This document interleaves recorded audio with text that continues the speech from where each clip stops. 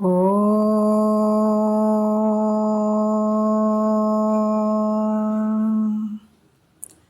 ಗುರುರ್ಬ್ರಹ್ಮ ಗುರುರ್ವಿಷ್ಣು ಗುರುರ್ದೇವೋ ಮಹೇಶ್ವರಃ ಗುರು ಸಾಕ್ಷಾತ್ ಪರಬ್ರಹ್ಮ ತಸ್ಮೈ ಶ್ರೀ ಗುರವೇ ನಮಃ. ಧ್ಯಾನ ಮೂಲ ಗುರುಮೂರ್ತಿ ಪೂಜ್ಯ ಮೂಲ ಗುರುಪಾದ ಮಂತ್ರ ಮೂಲ ಗುರುವಾಕ್ಯ ಮುಕ್ತಿ ಮೂಲ ಗುರುಕೃಪಾ.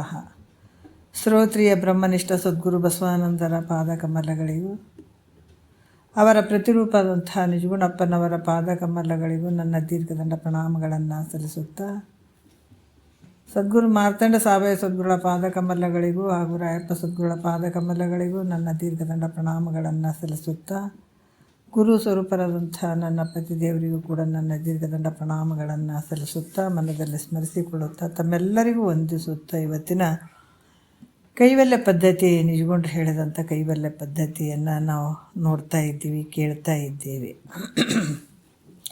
ಭಾಳಷ್ಟು ಅದ್ಭುತವಾದಂಥ ವಿಚಾರಗಳನ್ನು ಅವರು ನಮ್ಗೆ ಹೇಳ್ತಾ ಇದ್ದಾರೆ. ಈ ಕೈವಲ್ಯ ಪದ್ಧತಿ ಒಳಗೆ ನೀತಿ ಕ್ರಿಯಾಚಾರ್ಯ ಸ್ಥಳ ನಡೆದು ಇದೆಲ್ಲ ಯಾಕೆ ಹೇಳ್ತಾ ಇದ್ದಾರೆ ಅಂತಂದ್ರೆ, ನಮ್ಮ ಅಂತಃಕರಣದಲ್ಲಿ ಮಲದೋಷಗಳು ಇರುವಂಥದ್ದು, ಮಲ ವಿಕ್ಷೇಪ ದೋಷಗಳಿರುವಂಥದ್ದು, ಇದು ನಿವೃತ್ತಿ ಮಾಡಿಕೊಂಡಾಗ ಮಾತ್ರ ನಮಗೆ ಸ್ವಸ್ವರೂಪದ ಜ್ಞಾನ ಆಗ್ತದೆ. ದಯವಿಟ್ಟು ಯಾರು ಮ್ಯೂಟ್ ಮಾಡಿಲ್ಲ ಅದನ್ನು ಮ್ಯೂಟ್ ಮಾಡಿರಿ. ಸ್ವಲ್ಪ ಫೋನ್ ಹಚ್ಚಿದಗಳೇ ಮ್ಯೂಟ್ ಆಗ್ಯೋದಿಲ್ಲ ಅಂತ ನೋಡ್ಕೊಳ್ರಿ. ಯಾಕಂದ್ರೆ ನಮ್ಮಿಂದನೂ ಇನ್ನೊಬ್ರಿಗೆ ತೊಂದರೆ ಆಗಿರಬಾರ್ದು. ಮ್ಯೂಟ್ ಮಾಡಿರಿ, ಆದಷ್ಟು ಮ್ಯೂಟ್ ಮಾಡಿರಿ, ಫೋನ್ ಮ್ಯೂಟ್ ಮಾಡಿರಿ ಆದಷ್ಟು. ಈಗ ಏನು ಹೇಳ್ತಾರೆ,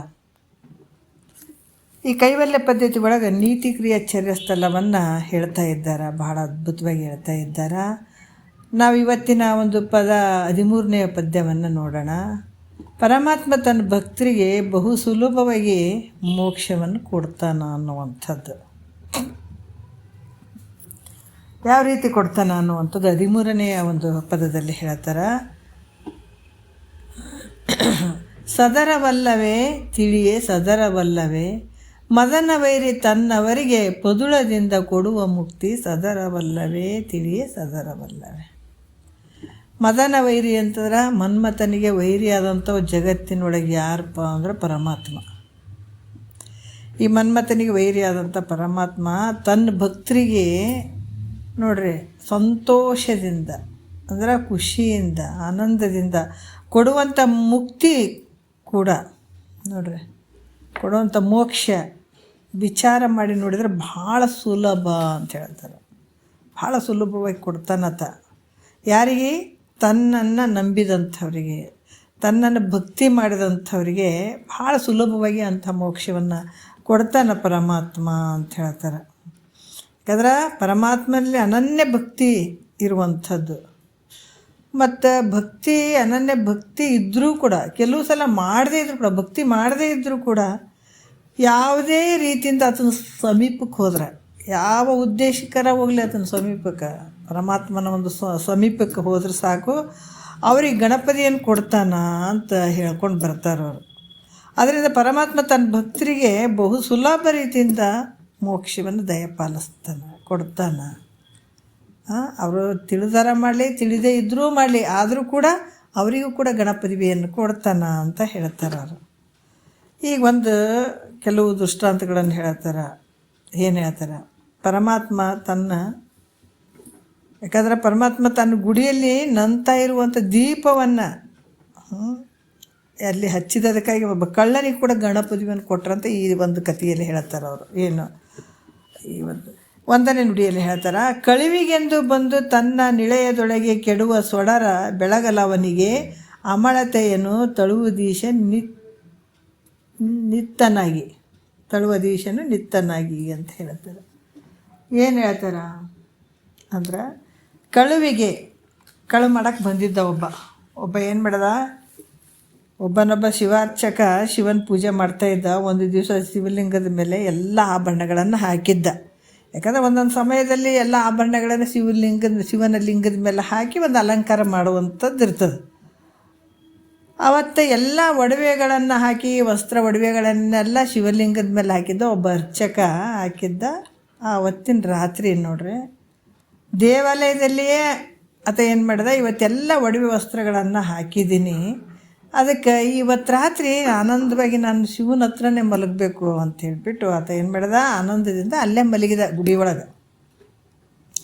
ಇದನ್ನು ಕಂಡ್ರೆ ಒಬ್ಬ ಕಳ್ಳ ಅದನ್ನು ಕಂಡ ನಂತರ ಅಬ್ಬಾಬಾಬಾ ಇವತ್ತೇನು ಆಭರಣಗಳು ಹಾಕಿಬಿಟ್ಟಿದ್ದಾರೆ ಈಶ್ವರಲಿಂಗದ ಮೇಲೆ, ಅದಕ್ಕೆ ಆಭರಣಗಳನ್ನೆಲ್ಲ ನಾನು ತೊಗೊಂಡೋಗ್ಬಿಟ್ರೆ ಎಷ್ಟು ಚಲೋ ಆಗ್ತದೆ, ಇಂಥ ಭಾಗ್ಯ ಯಾರಿಗೆ ಸಿಗ್ತದ ಅಂತ ಹೇಳಿಬಿಟ್ಟು ಆ ಆಭರಣಗಳನ್ನು ಕದಿಲಿಕ್ಕೆ ಬಂದ. ಎಲ್ಲಿಗೆ ಬಂದ? ಆ ಶಿವಾಲಯಕ್ಕೆ ಬಂದು ಮೆಲ್ಲಗೆ ಹೆಜ್ಜೆ ಇಟ್ಟ. ಆ ಶಿವಲಿಂಗದ ಮುಂದಿರುವ ಅಲ್ಲಿ ಶಿವಲಿಂಗದ ಮುಂದೆ ಒಂದು ದೀಪ ಇಟ್ಟಿದ್ರು. ಆ ದೀಪ ಏನಾಯಿತು, ಅದು ಸ್ವಲ್ಪ ನಂತ ಇತ್ತದು. ಆವಾಗ ಎಣ್ಣೆ ಎಲ್ಲ ಮುಗಿದೋಗಿತ್ತು ಅದ್ರಾಗ ಹಾಕಿದ ಎಣ್ಣೆ. ಆ ಎಣ್ಣೆ ಮತ್ತು ಬತ್ತಿ ಒಂದು ಸ್ವಲ್ಪ ಸುಟ್ಟಂಗಾಗಿತ್ತದು. ಅದನ್ನು ನೋಡಿಬಿಟ್ಟು ಆತ ಏನು ಮಾಡ್ದ, ಅದನ್ನು ಸ್ವಲ್ಪ ಹಿಂಗೆ ಬಗ್ಗಿ ಮುಂದಕ್ಕೆ ಚಾಚಿದ, ಯಾವುದು ಬತ್ತಿಯನ್ನು ಚಾಚಿ ಮತ್ತು ಎಣ್ಣೆಯನ್ನು ಹಾಕಿದ. ಅದಕ್ಕೆ ಎಣ್ಣೆ ಹಾಕಿ ಸ್ವಲ್ಪ ಬತ್ತಿಯನ್ನು ಚಾಚಿದ. ಅದಕ್ಕೆ ಈ ರೀತಿ ಆತ ಏನು ಎಣ್ಣೆ ಹಾಕಿ ಆ ಶಿವಲಿಂಗದ ಮೇಲೆ ಸ್ವಲ್ಪ ಬೆಳಕಾಯ್ತು ನೋಡ್ರಿ. ಅದೇ ಯಾವ ರೀತಿ ಅಲ್ಲ ಕೇಳಕತ್ತಿದ್ದಿಲ್ಲ? ಹಲೋ, ಕೇಳಿಸ್ತಾ ಇದ್ದೇನಾ ಎಲ್ರಿಗೆ? ಹಾಂ ಆಯ್ತು. ಬೈ ಚಾನ್ಸ್ ಕೇಳಲಿಲ್ಲ ಅಂದ್ರೆ ಒಂಚೂರು ಹೇಳಿರಿ, ನನಗೆ ಗೊತ್ತಾಗಂಗಿಲ್ಲ ನಿಮ್ಗೆ ಕೇಳೋದು ಬಿಡೋದು. ಕೇಳಲಿಲ್ಲ ಅಂದ್ರೆ ಹೇಳಿರಿ ಆಯಿತು. ಆ ಶಿವಲಿಂಗದ ಮೇಲೆ ಅದು ಏನು ಶಿವಲಿಂಗದ ಹತ್ರ ಅದು ಎಣ್ಣೆ ಮುಗಿದಿತ್ತು, ಬತ್ತಿನೂ ಸ್ವಲ್ಪ ಹೋಗಕತ್ತಿತ್ತು. ಸ್ವಲ್ಪ ಎಣ್ಣೆ ಹಾಕಿ ಬತ್ತಿಯನ್ನು ಹೇಳ್ದ. ಅದು ಬೆಳಕಾಯ್ತು ನೋಡ್ರಿ. ಬೆಳಕಾದ ತಕ್ಷಣವೇ ಆ ಒಂದು ಲಿಂಗದ ಮೇಲಿರುವಂಥ ಆಭರಣಗಳನ್ನೆಲ್ಲವನ್ನು ನೋಡಿ ಆ ಸಮಯದಲ್ಲಿ ಅದನ್ನು ತೊಗೊಳ್ಬೇಕಂತ ನೋಡ್ಬೇಕಾದಾಗ ಅರ್ಚಕನ ಇದನ್ನು ನೋಡಿದ. ಅವನ ಒಳಗಡೆ ಹೋಗಿ ಆ ಕಳ್ಳತನ ಮಾಡುವಂಥದ್ದನ್ನು ಅರ್ಚಕ ನೋಡಿ ಕಳ್ಳ ಅಂತ ತಿಳ್ಕೊಂಡು ಸಮೀಪದಲ್ಲಿದ್ದಂಥ ಒಂದು ಖಡ್ಗವನ್ನು ತೆಗೆದುಕೊಂಡು ಅವನಿಗೆ ಕೊಂದು ಹಾಕಿಬಿಟ್ಟನು ನೋಡ್ರಿ. ಯಾರೋ ಅರ್ಚಕ ಕೊಂದು ಹಾಕಿಬಿಟ್ಟ. ಅದಕ್ಕೆ ಆಗ ಶಿವನು ಅವನು ಕಳ್ಳತನ ಮಾಡೋದಕ್ಕೆ ಬಂದಿದ್ನಲ್ಲ ಅದನ್ನು ಮರೆತುಬಿಟ್ಟ. ಶಿವ ಮರೆತು ಈ ದೀಪ ನಂದುತ್ತಾ ಇದೆ, ಹೋಗ್ತಾ ಇದೆ. ಆ ದೀಪವನ್ನು ಯಾಕಂದ್ರೆ ಆ ದೀಪ ಏನಾಗ್ತಾ ಇದೆ, ನೊಂತಾ ಇದೆ, ಹೋಗ್ತಾ ಇದೆ. ಅದು ನನ್ನ ದೀಪವನ್ನು ಅದು ಪ್ರಜ್ವಲಗೊಳಿಸಿದಕ್ಕಾಗಿ ಏನಂದ್ರೆ ಅದನ್ನು ತಿಳ್ಕೊಂಡು ಅದಕ್ಕೆ ಗಣಪತಿಯನ್ನು ಕೊಟ್ಟನಂತ. ಆ ದೀಪವನ್ನು ಹೆಚ್ಚು ಮಾಡಿದ, ನನ್ನ ಶಿವಲಿಂಗದಲ್ಲಿ ನನ್ನ ಹತ್ತಿರದಲ್ಲಿರುವಂಥ ದೀಪವನ್ನು ಮತ್ತು ಬೆಳಗುವಂತೆ ಮಾಡ್ದ ಅಂತ ಹೇಳ್ಬಿಟ್ಟು ಆತಗೆ ಗಣಪತಿಯನ್ನು ಕೊಟ್ಟು ರಕ್ಷಣೆ ಮಾಡಿದಂಥ ಪರಮಾತ್ಮ. ಕಳ್ಳನು ದೇವರಿಗೆ ಕತ್ತಲೆ ಆಗ್ತದಂತ ತಿಳಿದು ಎಣ್ಣೆ ಬತ್ತಿಯನ್ನು ಹಚ್ಚಲಿಲ್ಲ ನೋಡ್ರಿ. ಅದಕ್ಕೆ ದೇವ್ರಿಗೆ ಕತ್ತಲೆ ಆಗ್ತದಂತ ಎಣ್ಣೆ ಬತ್ತಿ ಹಚ್ಚಲಿಲ್ಲ. ತನಗೆ ಆಭರಣ ಕಾಣಂಗಿಲ್ಲಂತ ದೀಪ ಉರಿಸಿದ. ತನಗೆ ಆಭರಣ ಕಾಣಂಗಿಲ್ಲ ಅಂತೇಳಿ ಹೊರತಾಗಿ ದೀಪ ಉರಿಸಿದ ಹೊರತಾಗಿ ಆ ದೇವ್ರಿಗಂತ ಆತ ಮಾಡಿಲ್ಲ, ಭಕ್ತಿಯಿಂದ ಮಾಡಿಲ್ಲ. ಆ ದೀಪ ಇಷ್ಟೇ ಇದ್ರೆ ದೇವ್ರ ಮೇಲೆ ಯಾವ ಆಭರಣಗಳು ಅದಾವ ಅಂತ ಗೊತ್ತಾಗಂಗಿಲ್ಲ ನನಗೆ. ಅದಕ್ಕೆ ಸ್ವಲ್ಪ ಜಾಸ್ತಿ ಮಾಡಿದ್ರೆ ಆಭರಣಗಳು ಯಾವ ಅಂತ ಗೊತ್ತಾಗ್ತದಂತಂದು ಆತ ಹಚ್ಚಿದ್ದ. ಅದಕ್ಕೆ ಇಷ್ಟಕ್ಕೆ ಪರಮಾತ್ಮ ಖುಷಿಯಾಗಿಬಿಟ್ಟು ಆತಗೆ ಗಣಪತಿಯನ್ನು ಕೊಟ್ಟನಂತ ನೋಡ್ರಿ. ನಾವು ನಿಜವಾಗಿ ಭಕ್ತಿ ಮಾಡಿದರೆ ನಾವು ಅರ್ಥ ಮಾಡ್ಕೋಬೇಕು. ಆತ ಏನು ತಿಳಿಲಾರ್ದ ತನ್ನ ಸ್ವಾರ್ಥಕ್ಕಾಗಿ ಹಂಗೆ ಮಾಡ್ಯಾನಂದ್ರೂ ಕೂಡ ನನ್ನ ಹತ್ರ ಬಂದು ಈ ಥರ ಆತ ನನಗೆ ದೀಪವನ್ನು ಉರಿಯುವಂಗೆ ಮಾಡ್ಯಾನ ಅಂತಂದದಕ್ಕಾಗಿ ಆತಗೆ ಏನು ಮಾಡ್ದ, ಗಣಪತಿಯನ್ನು ಕೊಟ್ಟ. ಅಂದ್ರೆ ನಾವು ನಿಜವಾಗಿ ಭಕ್ತಿಯಿಂದ ಪರಮಾತ್ಮ ನನಗೆ ಅದಕ್ಕೆ ಹೇಳ್ತಾರೆ, ನಂಬಿ ಕೆಟ್ಟವರಿಲ್ಲವೋ ಭಗವಂತಗೆ. ನಂಬಿದವರು ಯಾರು ಕೆಟ್ಟರಿಲ್ಲ, ಸಂಸಾರ ನಂಬಿ ಕೆಟ್ಟು ಹೋಗ್ಯಾರ. ಸಂಸಾರ ನಂಬಿದವರು ಉಳಿದಿಲ್ಲ, ಯಾರೂ ಉಳಿದಿಲ್ಲ ಸಂಸಾರ ನಂಬಿದವರು. ಆದ್ರೆ ಭಗವಂತನ ನಂಬಿದವರು ಯಾರು ಅಳೋದಿಲ್ಲ. ಹಾಗಾಗಿ ಇಲ್ಲಿ ಸಂಸಾರದಾಗ ಭಾಳಷ್ಟು ಏನೈತೆ, ಎಷ್ಟು ನಂಬಿದ್ರೆ ಅದರಲ್ಲಿ ದುಃಖ ಐತೆ. ಪರಮಾತ್ಮ ನೀವೇನೋ ಒಂದು ಚೂರು ನಂಬ್ರಿ ಆತ ನಿಮ್ಗೆ ಇದಕ್ಕೆ ಫಲ ಹಂಗ ಅಂತಿಲ್ಲ.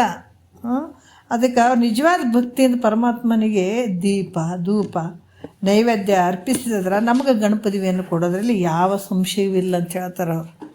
ಪರಮಾತ್ಮಗೇನು ಈ ಧೂಪ ದೀಪ ಇವೆಲ್ಲ ಏನು ಮಾಡೋದ್ರಿಂದ ಅದು ಅವ್ರಿಗೆ ಕೂಡ ಗಣಪತಿಯನ್ನು ಕೊಡ್ತಾನೆ, ಇದ್ರಾಗ ಯಾವ ಸಂಶಯಗಳು ಇಲ್ಲ ಅಂತ ಹೇಳ್ತಾರೆ ಅವರು.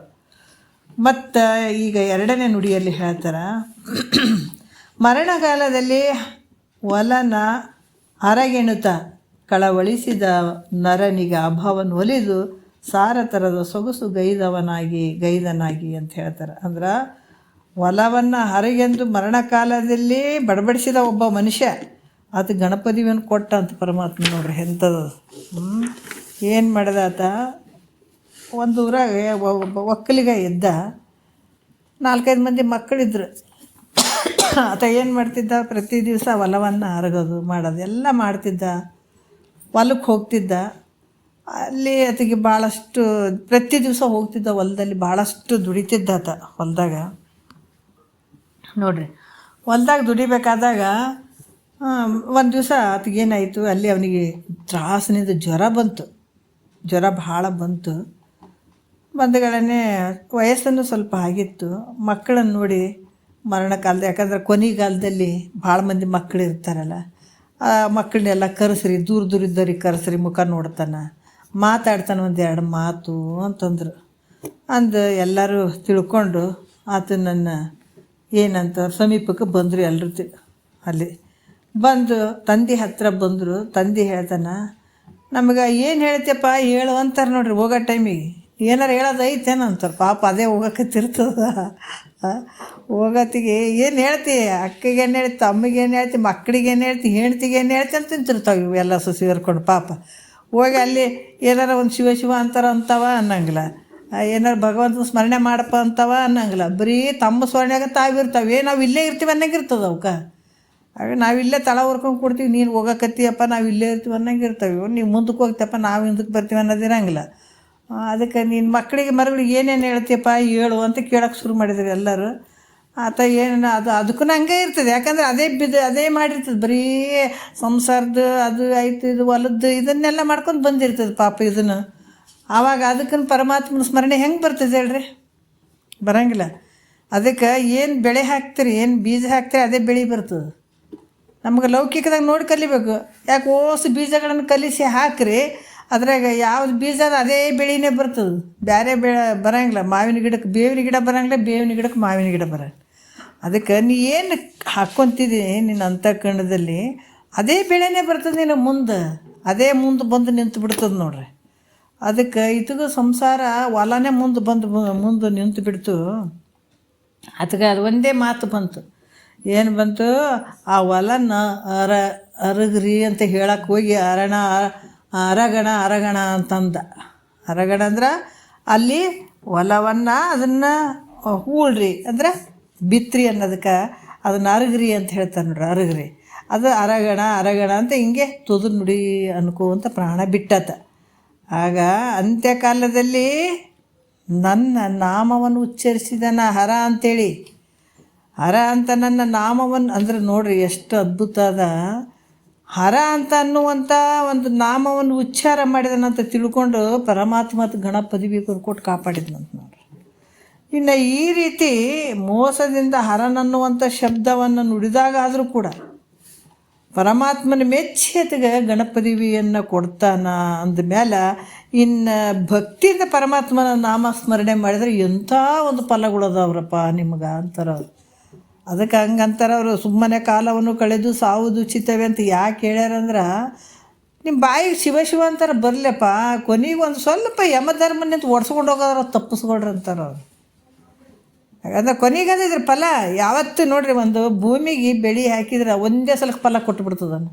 ಎಷ್ಟು ಟೈಮ್ ಬೇಕಾಗ್ತದಲ್ಲ, ಆ ಟೈಮ್ ಕೊನೆಗೆ ಅದಕ್ಕೇನಾಗ್ತದೆ ನಮಗೆ ಬೆಳೆ ಅದ್ರ ಫಲ ಸಿಗ್ತದೆ. ಅದೇ ರೀತಿ ಕೂಡ ಯಾವಾಗ ಇದನ್ನು ಈ ಫಲ, ಈ ಒಂದು ಬೆಳೆಯನ್ನು, ಈ ಒಂದು ಬೀಜವನ್ನು ನಾವು ಬಿತ್ಕೊಂಡು ಅದನ್ನು ಬೆಳೆಸ್ಕೊಂಡು ಹೋಗ್ತೀವಿ, ಅದ್ರ ಫಲ ಮುಂದೆ ಸಿಗ್ತದೆ. ಈಗಲ್ಲ, ಈಗ ನಮಗೆ ಭಾಳ ಚಂದ ಕಾಣ್ತದೆ ಇದೆಲ್ಲ ಸಂಸಾರ, ಭಾಳ ಚಂದ ಮಕ್ಕಳು ಮರಿಗಳು ಆದ್ರಂತೂ ಸ್ವರ್ಗ ಏನಪ್ಪ, ಎಂಥ ರೀತಿ ಅಂತ ಓಲಾಡ್ತೀವಿ. ದಿವಸಗಳು ಹೆಂಗೆ ಕಳಿತೀವಿ ಗೊತ್ತಿಲ್ಲ, ಟೈಮ್ಗಳು ಹೆಂಗೆ ಹೋಗ್ತಾವೆ ಗೊತ್ತಿಲ್ಲ. ಮನಸ್ಸು ನಿದ್ರಾಗ ಹಾಕೊಂಡು ಅನ್ಯಾಯವಾಗಿ ಇಂಥ ಒಂದು ಅಮೂಲ್ಯವಾದಂಥ ಸಮಯಗಳನ್ನು ಹಾಳು ಮಾಡಿಕೊಂಡು ಕುಂತ್ಬಿಡ್ತೀವಿ. ಅದಕ್ಕೆ ಅವ್ರು ಎಚ್ಚರಿಕೆ ಹೇಳ್ತಾರೆ. ಈ ಭಕ್ತಿ ಮಾಡ್ಬೇಕಂದ್ರೂ ಕೂಡ ನಮ್ಮ ಭಾವದಲ್ಲಿ ಪ್ರತಿನಿತ್ಯ ಈ ಭಾವ ಬಂದ ಕೊನೆಗಾಲದಲ್ಲಿ ಶಿವ ಅನ್ನಕ್ಕೆ ಬರ್ತದೆ, ಇಲ್ಲಾಂದ್ರೆ ಅದೂ ಬರೋಂಗಿಲ್ಲ. ಅದಕ್ಕೆ ಇಲ್ಲಿ ಕೂಡ ನೀನು ಯಾವ ತಿಳಿದಾರನೋ ಶಿವನ ನಾಮ ಸ್ಮರಣೆ, ಭಗವಂತನ ನಾಮ ಸ್ಮರಣೆ ಯಾವಾಗ ಕೊನೆಯಲ್ಲಿ ಬರ್ತದೆ ಆವಾಗ ಭಾಳಷ್ಟು ಅದ್ಭುತವಾದಂಥ ಫಲ ಐತೆ. ಇನ್ನು ತಿಳಿದೇ ಇರುವಂಥವ್ರಿಗೆ ಇಂಥ ಫಲವನ್ನು ಕೊಟ್ಟನು ಪರಮಾತ್ಮ ಅಂದ್ರೆ, ಇನ್ನು ಭಕ್ತಿಯಿಂದನೇ ನೀನು ಪರಮಾತ್ಮನ ಸ್ಮರಣೆ ಮಾಡಿದ್ದಾದ್ರೆ ಎಷ್ಟು ಎಂಥ ಒಂದು ಕೊಡ್ತಾನೆ. ಗಣಪತಿಯನ್ನು ಕೊಡಂಗಿಲ್ಲೇನಂದ್ರೆ ಖಂಡಿತ ಕೊಡ್ತಾನೆ, ಅವಶ್ಯವಾಗಿ ಕೊಡ್ತಾನೆ ಅನ್ನುವಂಥ ಮಾತನ್ನು ಅವರು ಹೇಳ್ತಾರೆ. 3ನೇ ನುಡಿಯಲ್ಲಿ ಹೇಳ್ತಾರೆ, ನೆಲಕ್ಕೆ ಬಿದ್ದದೊಂದು ಅಲ್ಲರನು ಸಲಿಲಿ ತನಗೆ ನಲ್ಕೆ ಶೂಲಿ ನಲಿದು ಶ್ವೇತನಿಗೆ ವಿಲಾಸವಲ್ಲರೆ ಮನ್ನಿಸಿದನಾಗಿ ಅಂತ ಹೇಳ್ತಾರೆ. ನೆಲಕ್ಕೆ ಬಿದ್ದದೊಂದು ಅಲರನು ಅಂದರೆ ಭೂಮಿಗೆ ಬಿದ್ದಂಥ ಹೂ, ಸಲಲಿ ತನಗೆ ನಲ್ಕೆ, ಇದೇನು ಹೇಳ್ತಾರೆ, ಸಲಲಿ ತನಗೆ ಎಲ್ಕೆ ಶೂಲಿ ನಲಿದು ಶ್ವೇತನಿಗೆ ವಿಲಾಸವಲ್ಲರೆ ಮನ್ನಿಸಿದನಾಗಿ ಅಂತ ಹೇಳ್ತಾರೆ. ಶ್ವೇತನ್ ಅನ್ನುವಂಥ ಒಬ್ಬ ಪುರುಷ ಆತ ಭಾಳಷ್ಟು ಪಾಪದ ಕೆಲಸಗಳನ್ನು ಮಾಡಿ ನೋಡ್ರಿ, ಬರೀ ಪಾಪದ ಕೆಲಸಗಳನ್ನು ಮಾಡಿದ್ದಾತ. ಆದ್ರೆ ಶಿವಾನಿ ಅನ್ನುವಂಥ ವೇಶ್ಯೆ ಹೆಣ್ಮಗಳು, ಅವಳಿಗೆ ಹೂವನ್ನು ಒಯ್ದು ಕೊಡ್ತಿದ್ದಾತ ಆಕಿಗೆ ತಲೆಗಿಟ್ಕೊಳಕ್ಕೆ. ಆತ ಎಲ್ಲಿಂದ ತರ್ತಿದ್ದ ಅಂದ್ರೆ ಮಂದಿ ತೋಟದಾಗ ಕಳ್ತನ ಮಾಡಿ ಹೆಂಗಾರ ಮಾಡಿ ಒಯ್ದು ಆಕೆ ಶಿವನಿಗೆ ಕೊಡ್ತಾಯಿದ್ದ. ಆಕೆ ವೇಷಸ್ತ್ರೀ ಇರ್ತಾಳೆ. ಕೆಲವು ಕಾಲ ಹಿಂಗೆ ಹೋಯ್ತು, ದಿನ ತಂದು ಆಕೆ ಕೊಡ್ತಿದ್ದ. ಒಂದು ದಿನ ಕಳ್ತನದಿಂದ ಹೂಗಳನ್ನು ತಂದು ಕೊಡ್ಬೇಕಂತ ಹೋಗಿದ್ದ. ಅದೇ ರೀತಿ ಹೂಗಳನ್ನು ಹರ್ಕೊಂಡು ಬೇಲಿಯನ್ನು ದಾಟಿ ಹಾರಬೇಕಂತ ಅವನು. ಹಿಂಗೆ ಹಾರಿದಾಗ ಕಾಲು ಜಾರಿ ಬಿದ್ದುಬಿಟ್ಟ. ಅವ್ನು ತಂದು ಹೂಗಳೆಲ್ಲ ಏನದು ನೆಲಕ್ಕೆ ಬಿದ್ದುಬಿಟ್ಟು ನೋಡ್ರಿ, ಎಲ್ಲಷ್ಟು ನೆಲಕ್ಕೆ ಬಿದ್ದು. ಅದನ್ನು ಕಂಡು ಅದು ಎದ್ದೇಳಕ್ಕಾಗಲೇ ಇಲ್ಲ. ಅದು ತೊಗೊಳ್ಬೇಕಂತ ಹೂಗಳು ತೊಗೊಳಕ್ಕಾಗವಲ್ದು, ಅಷ್ಟೊಂದು ಪೆಟ್ಟಾಗಿಬಿಡ್ತದೆ. ಆದರೆ 4 ಮಂದಿ ಬಂದರು. ಅಲ್ಲಿ ಏನಾಯ್ತು ಅಂತ 4 ಮಂದಿ ಬಂದು ಸೇರಿದರು. ಕೈಯಾಗ ಹೂಗಳು ಬಿದ್ದಾವ ಕೆಳಗೆ, ಎದ್ದೇಳ್ಬೇಕಂತಾನೆ ಹೇಳೋಕ್ಕಾಗವಲ್ದು. ಏನಾಯ್ತು, ಎಲ್ಲಿ ಒಯ್ಯಕತ್ತಿದ್ದಪ್ಪ ಹೂವು, ಏನಾಯ್ತು ಅಂತ ಕೇಳಿದರು. ಆಕೆ ಅಂದಳು, ಇದು ಆಕೆ ಶಿವಾನಿ, ವೇಷೆಯಾದಂಥ ಶಿವ ಶಿವ ಯಾವ ರೀತಿ ಶಿವನಿಗೆ ಮುಟ್ಟಲಿ ಅಂತ ಅನ್ನುವುದರಲ್ಲೇ ಅಲ್ಲಿ ಆತ ಅಂತ್ಯಕಾಲದಲ್ಲಿ ಏನು ಮಾಡಿದ, ಶಿವಾನಿ ಕೊಡ್ರಿ ಅಂತದಕ್ಕೆ ಶಿವ ಅಂದಕ್ಕೆ ಪ್ರಾಣ ಬಿಟ್ಬಿಟ್ಟ. ಅದಕ್ಕೆ ಇಂಥ ಒಂದು ಕೊನೆಗೆ ಒಂದು ಹೂ ನನಗೆ ಮುಟ್ಟಲಿ ಅಂತನ್ನುವಂಥ ಭಾವದಲ್ಲಿ ಈ ರೀತಿ ಕೊಟ್ಟಿದ್ದಾನಂದ್ರೆ,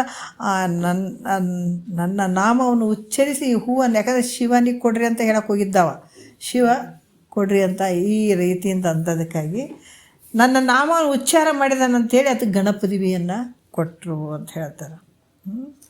ಈ ರೀತಿಯಾಗಿ ಶ್ವೇತನು ನಿಜವಾಗಿ ಆ ಹೂ ಪರಮಾತ್ಮ ಮುಟ್ಲಿ ಅಂತ ನುಡಿದಿದ್ನೇನು ಇಲ್ಲ. ಅದಕ್ಕೆ ತನ್ನ ವೇಷೆಯಾದಂಥ ಶಿವನಿಗೆ ಮುಟ್ಲಿ ಅನ್ನುವಂಥ ಒಂದು ರೀತಿಯಲ್ಲಿ ಆತ ಹೇಳಿದ್ದ. ಆದರೂ ಕೂಡ ಅದು ಗಣಪತಿಯನ್ನು ಕೊಟ್ಟ ಸಂತೋಷದಿಂದ. ಅಂದಮೇಲೆ ನಾವು ಭಕ್ತಿಯಿಂದ ಹೂಗಳನ್ನು ಅಥವಾ ಪೂಜಾದಿಗಳನ್ನು ಮಾಡಿದ್ದೇ ಆದ್ರೆ ಏನಾಗ್ತದೆ, ಸರ್ವ ಪಾಪಗಳು ನಿವೃತ್ತಿಯಾಗಿ ಮುಕ್ತರಾಗಿ ಗಣಪತಿಯನ್ನು ಹೊಂದುತ್ತೀವಿ ಅನ್ನೋದರಲ್ಲಿ ಯಾವ ಸಂಶಯಗಳು ಇಲ್ಲ ಅಂತ ಹೇಳ್ತಾರೆ. ಮತ್ತು 4ನೇ ನುಡಿಯಲ್ಲಿ ಹೇಳ್ತಾರೆ, ಏನು ಹೇಳ್ತಾರೆ, ಕಲ್ಲಿಲಿಟ್ಟು ಕಾಲೆಲ್ಲಿ ಒದೆದು ಬಿಲ್ಲಿನಲ್ಲಿ ಕೊಯ್ದು ಬಿಟ್ಟಿಯಲ್ಲಿ ನಡೆಸಿದವರ ಆನಂದದಲ್ಲಿ ಹರ ನಿರಿಸಿದನಾಗಿ ಅಂತ ಹೇಳ್ತಾರೆ. ಏನು ಹೇಳ್ತಾರೆ, ಕಲ್ಲಿಲಿಟ್ಟು ಅಂದ್ರೆ ಕಲ್ಲಿನಿಂದ ಹೊಡೆದು, ಅಲ್ಲೇ ಕಲ್ಲಿಲಿಟ್ಟು ಅಂತಂದರೆ ಏನು, ಕಲ್ಲಿನಿಂದ ಹೊಡೆದು ಪರಮಾತ್ಮನಲ್ಲಿ ಭಕ್ತಿಯನ್ನು ಮಾಡಿದ್ದಾದ್ರೆ. ಒಂದು ಚೋಳ ದೇಶದ ಒಂದು ಊರಲ್ಲಿ ಈ ಒಬ್ಬ ಭಕ್ತ ಇದ್ದ. ಅವ್ರ ಹೆಸರು ಏನಂದ್ರೆ ಈ ಸಾಂಖ್ಯತೊಂಡ ಅಂತ ಒಬ್ಬ ಭಕ್ತನಿದ್ದಂತ. ಆತ ಪ್ರತಿ ದಿವಸ ಈ ಆಕಳುಗಳನ್ನು ಮೇಯಿಸೋದು, ದನಗಳನ್ನು ಮೇಯಿಸ್ಲಿಕ್ಕೆ ಅಲ್ಲಿ ಅರಣ್ಯಕ್ಕೆ ಹೋಗ್ತಿದ್ದ, ದೊಡ್ಡ ಅರಣ್ಯಕ್ಕೆ ಹೋಗ್ತಿದ್ದ. ಒಂದು ದಿವಸ ಆತಗೆ ಅರಣ್ಯದಲ್ಲಿ ಶಿವಲಿಂಗ ಕಂಡಿತು. ದನ ಮೇಯಿಸ್ಲಿಕ್ಕೆ ಹೋಗ್ತಾರೆ ನೋಡ್ರಿ ಅಡವಿಗೆ. ಆ ದನ ಮೇಯ್ಸಕ್ಕೆ ಹೋದಾಗ ಏನಾಯಿತು ಅಂದ್ರೆ, ಒಂದು ಅಡವಿಯಲ್ಲಿ ಶಿವಲಿಂಗವನ್ನು ಕಂಡಾತ. ಯಾರು, ಸಾಂಖ್ಯತೊಂಡ ಅಂತ. ಅಲ್ಲಿ ಯಾಕಂದರೆ ಅಕಸ್ಮಾತ್ ಶಿವಲಿಂಗವನ್ನು ನೋಡಿದ ಕೂಡಲೇ ಆತಗೆ ಏನಾಯಿತು, ಪೂರ್ವಾರ್ಜಿತ ಪುಣ್ಯ ಪ್ರಭಾವದಿಂದ ಅದನ್ನು ಪೂಜೆ, ಯಾಕಂದ್ರೆ ಈ ಈ ಈ ನಮಗಾದ್ರೂ ಕೂಡ ಇಂದಿನ ಸಂಸ್ಕಾರದಲ್ಲಿ ಎಲ್ಲವನ್ನ ಅಡಗಿರ್ತಾವೆ. ನಮ್ಮ ಸಂಸ್ಕಾರದಲ್ಲಿ ಯಾವ ಸಂದರ್ಭದಲ್ಲಿ ಯಾವ ವಿಚಾರಗಳು ಕೇಳಿ ನಮಗೆ ಜಾಗ್ರ ಆಗ್ತದೋ ಗೊತ್ತಿಲ್ಲ. ಈಗ ಯಾಕಿದು ಪ್ರತಿನಿತ್ಯ ಕೇಳಬೇಕು, ಶರಣರ ಸಹವಾಸ ಮಾಡಬೇಕು, ಸತ್ಸಂಗ ಮಾಡಿದ ತಕ್ಷಣ ನಿನಗೇನು ಅಂತ ಹೊಳಿತಾವಂತಲ್ಲ. ಈ ಏನು ಈ ಸಂಸ್ಕಾರ ಫಲದಿಂದ ಅವ್ರ ಸಂಘವನ್ನು ನೀವು ಮಾಡ್ತಾ ಹೋಗೋದಾಗಿರ್ಬೋದು, ಶ್ರವಣ ಮಾಡ್ತಾ ಹೋಗೋದು, ಯಾವ ಶಬ್ದಗಳು ನಿನ್ನನ್ನು ಎಚ್ಚರಿಕೆಗೊಳಿಸ್ಬಿಡ್ತದೆ ಹೇಳೋಕ್ಕಾಗಂಗಿಲ್ಲ ನೋಡ್ರಿ. ಒಂದು ಸಲ ಆ ಶಬ್ದದ ಆ ಪುಣ್ಯದ ಫಲದಿಂದ ಒಂದು ಸಲ ಜಾಗ್ರ ಆಗಿಬಿಡ್ತಿದ್ದೆ ನೀನು. ಅದಕ್ಕೆ ಇಲ್ಲಿ ಕೂಡ ಇಷ್ಟು ದಿವಸ ಈ ದನಗಳನ್ನು ಮೇಯಿಸ್ಲಿಕ್ಕೆ ಹೋಗ್ತಿದ್ದೆ, ಏನೂ ಆಗಿರಲಿಲ್ಲ. ಇದ್ದಕ್ಕಿದ್ದಂಗೆ ಒಂದು ದಿವಸ ಈ ಶಿವಲಿಂಗವನ್ನು ಕಂಡ ತಕ್ಷಣ ಅಥವಾ ಆ ಸಂಸ್ಕಾರದಲ್ಲಿ ಟಕ್ಕಂತ ಏನು ಆ ವಿಚಾರ ಒಳದ್ಬಿಡ್ತು. ಯಾವುದು ಹಿಂದಿನ ಪೂರ್ವಜನ್ಮದ ಪುಣ್ಯದ ಪ್ರಭಾವದಿಂದ ಅದು ಏನಾಗಿಬಿಡ್ತು, ಹಬ್ಬ ಈಶ್ವರಲಿಂಗ ನಾನು ಪೂಜೆ ಮಾಡ್ಬೇಕನ್ನುವಂಥ ಭಾವ ಬಂತು. ಅದಕ್ಕೆ ಯಾವ ಸಂದರ್ಭದಲ್ಲಿ ಯಾವ ವಾಕ್ಯಗಳು, ಈ ಮಹಾತ್ಮರ ವಾಕ್ಯಗಳು ಹೆಂಗೆ ಕೆಲಸ ಮಾಡ್ತಾವೆ ಹೇಳೋಕ್ಕಾಗಂಗಿಲ್ಲ. ಧನ್ಯನೇ ಆಗಿಬಿಡ್ತಿದ್ದಿ ನೀನು ಹಿಂದಿನ ಸಂಸ್ಕಾರ. ಯಾಕಂದರೆ ಜಾಗ್ರ ಆಗಬೇಕಲ್ಲ, ಎಲ್ಲ ಸೂಕ್ತವಾಗಿ ಅಡಗಿರ್ತಾವ. ಹಿಂದಿನ ಸಂಸ್ಕಾರಗಳು ನಮ್ಮೊಳಗೆ ಏನಾದ್ರೆ ಸೂಕ್ತವಾಗಿ ಅಡಗಿರ್ತಾವ. ಆ ಕ್ಷಣದಲ್ಲಿ ಏನಾದರೂ ಅಂಥದ್ದು ಬಂದಾಗ ಅಲ್ಲಿ ಟಕ್ಕಂತ ಜಾಗ್ರ ಆಗಿಬಿಡ್ತದೆ. ಇಲ್ಲಿ ಅದಕ್ಕೆ ಹಂಗಾಯ್ತು. ಈಶ್ವರಲಿಂಗ ನೋಡಿ ಮೊದಲು ಇರಲಾರ್ದಂಥ ಭಕ್ತಿ ಉತ್ಪನ್ನ ಆಗಿಬಿಟ್ಟು ಇಂಥ ಶಿವಲಿಂಗಗ ನಾನು ಪೂಜಿಸ್ಬೇಕನ್ನುವಂಥ ಇಚ್ಛೆ ಆಯಿತು. ಆ ಶಿವಲಿಂಗನ ಮುಂದೆ ನಿಂತ್ಕೊಂಡ, ಪರಮಾತ್ಮನೇ ನನಗೆ ನಿನ್ನನ್ನು ಪೂಜಿಸ್ಬೇಕಂತ ಇಚ್ಛೆ ಆಗ್ಯದಪ್ಪ ನನಗಂದತ. ಆ ಈಶ್ವರಲಿಂಗನ ಮುಂದೆ ನಿಂತ್ಕೊಂಡು ಏನು ಮಾಡ್ಯದತ್ತಪ್ಪ, ಪರಮಾತ್ಮನೇ ನಿನಗೆ ಪೂಜೆ ಮಾಡ್ಬೇಕಂತ ಇಚ್ಛೆ ಆಗ್ಯದಪ್ಪ. ಆದ್ರೆ ನನಗೆ ಈ ವೇದಗಳಲ್ಲಿ ಹೇಳ್ಯಾರ, ಅಂಥದ್ದು ಹೇಳಿರ್ತಾರೆ, ಮಹಾತ್ಮರು ಹೇಳಿರ್ತಾರೆ, ಏನು ಹೇಳಿರ್ತಾರೆ, ಇದು ನೀತಿ ನೇಮಗಳು ಹೇಳಿರ್ತಾರೆ, ಇಂತಿಂಥ ನೇಮಗಳು ಅಂತ ಹೇಳಿರ್ತಾರೆ. ಈ ರೀತಿ ಪತ್ರಿ ಹಾಕಬೇಕು, ಈ ರೀತಿ ಪುಷ್ಪ ಹಾಕಬೇಕು, ಈ ಥರ ಫಲಗಳನ್ನು ಇಡಬೇಕು, ಧೂಪ ನೈವೇದ್ಯ ಇವೆಲ್ಲವನ್ನ ದೀಪ ಇವೆಲ್ಲ ಇಟ್ಟು ನಿನ್ನ ಪೂಜೆ ಮಾಡಬೇಕು ಅಂತ ಎಲ್ಲ ಬರ್ಕೊಂಡು ಬಂದಾರ, ಹೇಳಿದ್ದಾರೆ. ಮಹಾತ್ಮರು ಹೇಳ್ತಾರೆ, ಬೇರೆ ಎಷ್ಟೋ ಜನ ಹೇಳ್ತಾರಪ್ಪ ಹಿಂಗೆ ಮಾಡಂತ ಹೇಳ್ತಾರೆ. ಆದ್ರೆ ನಿನಗೆ ಹಿಂಗೆ ನಾನು ಪೂಜೆ ಮಾಡೋಕ್ಕೆ ಸಾಧ್ಯ ಇಲ್ಲ. ನನಗೆ ಹಂಗೆ ಪೂಜೆ ಮಾಡೋಕ್ಕೆ ಬರೋಂಗಿಲ್ಲ. ಪತ್ರಿ ಪುಷ್ಪ ಹೂವು ಹಣ್ಣು ಇವೆಲ್ಲ ಇಟ್ಕೊಂಡು ನೈವೇದ್ಯ ಇಟ್ಟು ದೀಪ ಹಚ್ಚಿ ಹಿಂಗೆಲ್ಲ ನಿನಗೆ ಪೂಜೆ ಮಾಡೋಕ್ಕೆ ಬರೋಂಗಿಲ್ಲ ನನಗೆ. ಅದಕ್ಕೆ ಆದರೂ ನಾನು ನಿನ್ನನ್ನು ಪೂಜಿಸಿದೇ ಇರೋಂಗಿಲ್ಲ. ಈ ರೀತಿ ನನಗೆ ಪೂಜೆ ಮಾಡೋಕ್ಕೂ ಆಗಂಗಿಲ್ಲ, ನಿನ್ನೆ ಪೂಜೆ ಮಾಡದೆ ಇರೋಕ್ಕೂ ನನಗಾಗಲ್ಲ ನೋಡ್ರಿ. ಈ ವೇದದಲ್ಲಿ ಹೇಳಿದಂಥ ಕೆಲವೊಂದು ಮಹಾತ್ಮರೆಲ್ಲ ಈ ಥರ ಮಾಡಬೇಕು, ಈ ಥರ ಒಂದು ಕ್ರಮಬದ್ಧವಾಗಿ ನಿಯಮ ಪೂರ್ವಕವಾಗಿ ಈ ಥರ ಮಾಡಿರಿ ಆ ಥರ ಮಾಡಿರಿ ಅಂದ್ರೆ ನನಗೆ ಮಾಡೋಕ್ಕಾಗಂಗಿಲ್ಲ. ಆದರೆ ಪೂಜೆ ಬಿಟ್ಟಿರೋಕ್ಕೂ ಆಗಂಗಿಲ್ಲ. ಅದಕ್ಕೆ ಯಾವ ರೀತಿಯಿಂದ ಪೂಜಿಸ್ತೀನೋ ಅದರಿಂದಲೇ ನೀನು ಸಂತೃಪ್ತಿಯನ್ನು ಹೊಂದಬೇಕು. ಪರಮಾತ್ಮಗೆ ನಿಂತು ಹೇಳಕತ್ತೇನೆ ನೋಡು, ನಾನು ಯಾವ ರೀತಿ ಪೂಜೆ ಮಾಡ್ತೀನಿ ಆ ರೀತಿಯಾಗಿ ನೀನು ಸಂತೃಪ್ತಿ ಹೊಂದಬೇಕು. ಮತ್ತು ಹಿಂಗೆ ಮಾಡ್ತೀನಿ ಅಂದರೆ ನನಗೆ ಗೊತ್ತಿಲ್ಲ. ನಾನು ಹೆಂಗೆ ಮಾಡ್ತೀನಿ ಪೂಜೆ ಅದರಿಂದಲೇ ನೀನು ತೃಪ್ತಿ ಪಡಬೇಕು ಅಂತ ಹೇಳಿದ. ಆಮೇಲೆ ಸಮೀಪದಲ್ಲಿದ್ದಂಥ ಕಲ್ಲುಗಳನ್ನು ತೊಗೊಂಡ ನೋಡ್ರಿ, ಹಂಗೆ ಹೇಳಿಬಿಟ್ಟ. ಸಮೀಪ ಇರುವಂಥ ಕಲ್ಲುಗಳನ್ನು ತೊಗೊಂಡು ಅವನೇನು ಮಾಡ್ದ, ಹೊಡಿಲಿಕ್ಕೆ ಶುರು ಮಾಡ್ದ. ಆ ಲಿಂಗಕ್ಕೆ ತೊಗೊಂಡು ಹೊಡಿಲಿಕ್ಕೆ ಶುರು ಮಾಡ್ದ. ಪ್ರತಿನಿತ್ಯದಲ್ಲಿ ಹೀಗೆ ಮಾಡ್ದವ. ದಿವಸ ಮುಂಜಾನೆ ಬರತ್ತ ದನ ಕಾಯಕ ಒಂದಿಷ್ಟು ಕಲ್ಲುಗಳನ್ನು ಕೂಡಿ ಹಾಕಾವ, ಆ ಲಿಂಗಕ್ಕೆ ಹೊಡಿಯವ ದಿನ. ಇದು ನನ್ನ ಪೂಜೆಪ್ಪ, ದೊಡ್ಡ ಪೂಜೆ ಅನ್ನವ ತಂಗೆ. ಹಿಂಗೆ ಮಾಡಾಕ ದಿನ ಹೊಡೆದೆ ನನ್ನ ಪೂಜೆಪ್ಪ ದೊಡ್ಡ ಪೂಜೆ ಅಂತ ಅನ್ನತ್ತ. ಮತ್ತು ಈಗ ಯಾಕಂದ್ರೆ ಪ್ರತಿನಿತ್ಯ ಹೀಗೆ ಮಾಡ್ತಿದ್ದ. ಒಂದೊಂದು ದಿವಸ ಆ ಕಡೆ ಹೋಗದೇ ಇದ್ರೆ ಎಷ್ಟೋ ದಿವಸ ಹೋಗಿರಲಿಲ್ಲ ಅಂತ ಅನ್ನುವಂಥ ಮನಸ್ಥಿತಿ ಆಗ್ತಿತ್ತು. ಅಷ್ಟು ಕಲ್ಲು, ಯಾಕಂದ್ರೆ ಒಂದು ವೇಳೆ ಅದು ಒಂದು 2 ದಿವಸ ಆ ಕಡೆ ಹೋಗಿರಲಿಲ್ಲ ಅಂತಂದ್ರೆ ಎಲ್ಲ ಕಡೆಯಿಂದ ಕಲ್ಲುಗಳನ್ನು ತಂದು ಎಷ್ಟು ದಿವಸ ಹೋಗೋದು ಬಿಟ್ಟಿದ್ದ ಅಷ್ಟು ದಿವಸ ಒಂದೇ ದಿವಸಕ್ಕೆ ಕಲ್ಲು ತೊಗೊಂಡು ಹೊಡಿಯತ್ತ. ಈ ರೀತಿ ಮಾಡ್ತಾಯಿದ್ದ. ಒಂದು ದಿವಸ ಏನು ಮಾಡ್ದ, ಇದನ್ನು ಪರೀಕ್ಷೆ ಮಾಡಬೇಕಪ್ಪ. ಪರೀಕ್ಷೆ ಯಾಕಂದ್ರೆ ಭಗವಂತನ ಪರೀಕ್ಷೆ ಭಾಳ ಇರ್ತಾವೆ. ಆವಾಗ ಮಾಡ್ಯಾನ ಪರೀಕ್ಷೆ ನಮಗೆ ಮಾಡಂಗಿಲ್ಲ ಅಂತಲ್ಲ, ಎಲ್ಲರಿಗೂ ಮಾಡ್ತಾನೆ. ಈ ಜ್ಞಾನಕ್ಕೆ ಯಾಕಂದ್ರೆ ಕರ್ಮದಲ್ಲಿ ಉಪಾಸನದಲ್ಲಿ ಬೇಕಾದಷ್ಟು ಪರೀಕ್ಷೆಗಳು ನಡೀತಾವೆ, ಇಲ್ಲ ಅಂತಿಲ್ಲ. ಆದರೆ ಈ ಜ್ಞಾನದಲ್ಲಿ ಅಂತೂ ಇನ್ನೂ ಜಾಸ್ತಿ ನಡೀತಾವೆ ಪರೀಕ್ಷೆಗಳು. ಅದಕ್ಕೆ ಒಂದು ದಿವಸ ಪರಮಾತ್ಮ ಏನು ಮಾಡ್ದ, ಆಯ್ತನ ಭಕ್ತಿಯನ್ನು ಪರೀಕ್ಷೆ ಮಾಡಬೇಕಂತ ಹೇಳಿಬಿಟ್ಟು ಏನು ಮಾಡ್ದ, ಎಲ್ಲೆಲ್ಲಿಯೂ ಕಲ್ಲುಗಳನ್ನು ಸಿಗದಂಗೆ ಮಾಡಿಬಿಟ್ರು ನೋಡ್ರಿ. ಇಷ್ಟು ಕಲ್ಲುಗಳನ್ನು ತಂದು ಹೊಡಿತಾನಲ್ಲ, ಇದು ಕಲ್ಲ ಸಿಗಬಾರ್ದು ನೋಡೋಣ ಅಂಥೇಳಿ ಪರಮಾತ್ಮ ಏನು ಮಾಡ್ದ, ಕಲ್ಲುಗಳನ್ನು ಸಿಗಲಾರ್ದಂಗೆ ಮಾಡಿಬಿಟ್ಟ ಅವನು. ಯಾಕಂದ್ರೆ ಕಲ್ಲು ಸಿಗಲ್ವಲ್ಲ ಅಂತ ಸುತ್ತಮುತ್ತ ಎಷ್ಟು ಒಂದು 12 ಅರ್ಧಾರಿ ನಡೆದು ಎಲ್ಲ ಕಲ್ಲುಗಳನ್ನು ಹುಡುಕಾಡ್ದ. ಆದರೂ ಒಂದೂ ಕಲ್ಲು ಸಿಗಲಿಲ್ಲ ಆತಗೆ. ಭಾಳ ಒದ್ದಾಡ್ದತ್ತ. ಆತ ಹೇಳ್ತಾನೆ, ನಾನು ಲಿಂಗ ಪೂಜೆ ಮಾಡಿದೆ, ನಾವೊಂದು ಹನಿ ಕೂಡ ಬಾಯಲ್ಲಿ ನೀರು ಹಾಕ್ಕೊಳ್ಳಲ್ಲ ನಾನು. ಅದಕ್ಕೆ ಈ ರೀತಿ ನಿರ್ಧಾರ ಮಾಡಿಕೊಂಡು ಅಲ್ಲೇ ಬಿದ್ದು ಬಿಡಂಗೆ ಅದನ್ನು ನೋಡ್ರಿ. ಹೆಂಗಂದ ಎಲ್ಲ ಕಡೆ ತಿರುಗಿದ, ಇವತ್ತು ಒಂದು ಕಲ್ಲು ಸಿಗಲಿಲ್ಲ ಅಂತಂದ್ರೆ ನಾ ಬಾಯಾಗ ಒಂದು ಹನಿ ನೀರು ಹಾಕೊಳ್ಳಂಗಿಲ್ಲ, ಊಟ ಮಾಡಂಗಿಲ್ಲ ಅಂಥೇಳಿ ಹಾಗೇ ಇದ್ದ. ಆತಗೆ ಏನು ಇರ್ತಾರೆ ನಿರ್ಧಾರ ಮಾಡಿದ ಅಲ್ಲೇ ಬಿದ್ದು ಬಿಡುವಂಥವನ್ನ ಅದನ್ನು ನೋಡ್ರಿ. ಅದಕ್ಕೆ ಇನ್ನೇನು 1 ದಿವಸ 2 ದಿವಸ ಹಿಂಗೆ ಆಯಿತು. ಅಥವಾ ಊಟನೇ ಮಾಡಲಿಲ್ಲ ನಾನು. ಪೂಜೆ ಆಗೋರಿಗೆ ನಾನು ಊಟ ಮಾಡಂಗಿಲ್ಲ ಅಂದ್ಕೊಂಡು ಕೂತ್ಕೊಂಡ. ಅದಕ್ಕೆ ಗೊತ್ತಾಯ್ತು, ಇನ್ನು ಹಿಂಗೆ ಬಿಟ್ಟರೆ ಇವನು ಸತ್ತು ಹೋಗ್ತಾನೆ. ಅದ್ರ ನಿಜ ಭಕ್ತಿ ಮಾಡ್ಯಾನಿತ ನೋಡ್ರಿ. ಅದಕ್ಕೆ ಹೇಳ್ತಾರೆ, ನಾವು ಪರಮಾತ್ಮಗೆ ಅದಕ್ಕೆ ಹೂವನ್ನು ಬೇಡುವುದಿಲ್ಲ, ಹಣ್ಣನ್ನು ಕೇಳುವುದಿಲ್ಲ, ಹೊಗಳಿಕೆಯು ಎಂದೂ ಬೇಡಲ್ಲ. ಆ ನೀಲಕಂಠ ಹಣ್ಣಾದ ಮನವ ಕಂಡು ಅಲ್ಲೇ ನಿಲ್ತಾನ ಅಂತ ಹೇಳ್ತಾರೆ ಅವ್ರು. ಆತಗಿಂತ ಹೂ ಕೊಡ್ರಿ ಇಂಥ ನಿನ್ನ ಮನಸ್ಸಿನಾಗ ಇಟ್ಟುವ ಪರಿಶುದ್ಧವಾದಂಥ ನೋಡಿ, ಕಲ್ಲಿಲ್ಲ ಹೊಡೆದ್ರು ಕೂಡ ಅದು ಹೂ ಅನಿಸಿತ್ತತೆ. ಅದು ಈ ಪದಾರ್ಥಗಳು ಯಾವಾದ್ರೇನು, ಆದರೆ ನಿನ್ನ ಮನಸ್ಸು ಭಾಳ ಶುದ್ಧವಾಗಿರ್ಬೇಕಾಗ್ತದೆ. ಆ ಭಕ್ತಿ ನಿಜ ಭಕ್ತಿ ಇರಬೇಕಾಗ್ತದೆ ಮನಸ್ಸಿನಲ್ಲೇ.